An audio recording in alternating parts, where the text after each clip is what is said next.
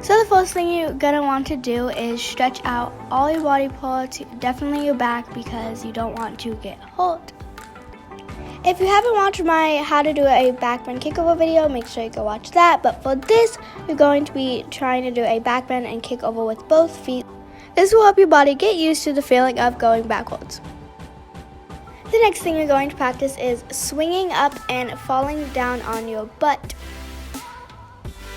This is going to help you get used to the feeling of jumping backwards.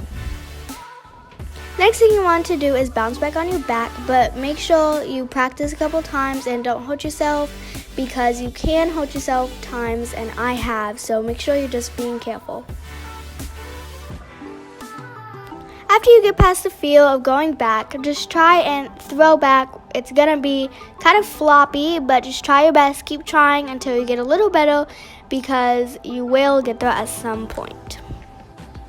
I suggest you record yourself and watch and correct everything you do wrong. So every time you see something that you did wrong, try and fix it every time until you eventually get your back handspring. I also recommend if maybe you could get a friend to kind of spot you on your back and help you get over if you can't get over right, and spot you less and less until you can do it on your own. That is how I learned my back handspring on the trampoline, not exactly the ground. That's a whole different story. But thank you guys for watching this video so much. Make sure you be careful and stay safe.